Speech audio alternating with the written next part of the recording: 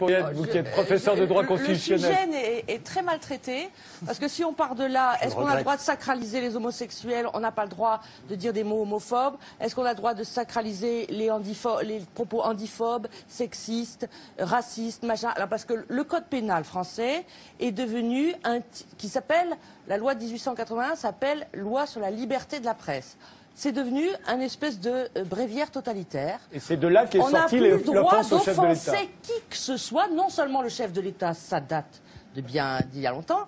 On avait l'offense au chef d'État étranger qu'on a abrogé parce que la Cour européenne des droits de l'homme avait eu la bonne idée ce jour-là de dire que c'était le texte qui était liberticide et non pas l'application qui en a été faite. Là, stupidement, je ne sais pas pourquoi, l'arrêt est mal fichu, de plus en plus incompréhensible.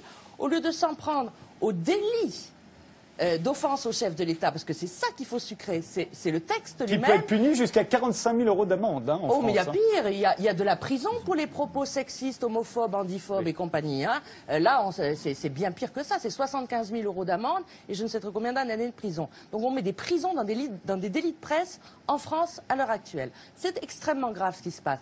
Mais là, je ne sais pas pourquoi, j'ai lu l'arrêt aujourd'hui, je n'arrive pas à comprendre comment il est fichu.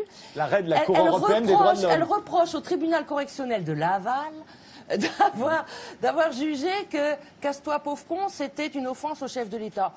Je ne ferai pas ce reproche à des juges de base. Le problème, c'est l'existence même dans le code pénal. Et là, il aurait fallu une QPC, une question prioritaire de constitutionnalité, à condition que la Cour de cassation accepte de renvoyer au Conseil constitutionnel pour dire c'est le texte lui-même.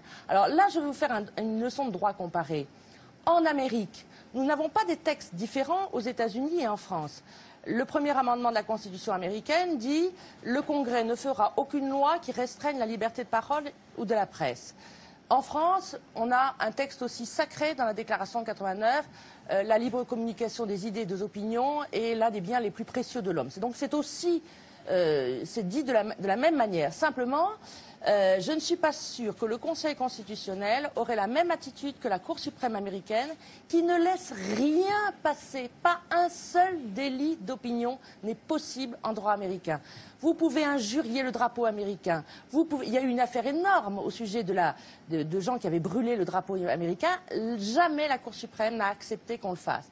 Le Conseil constitutionnel, lui, a accepté que dans des cérémonies publiques, on puisse réprimer l'injure à la Marseillaise et au drapeau. On est en Europe en ce moment, on est en train de refaire une forme de mini-totalitarisme de toutes sortes, alors qu'aux États-Unis, c'est clair, c'est sacré, vous ne touchez pas à la liberté d'expression.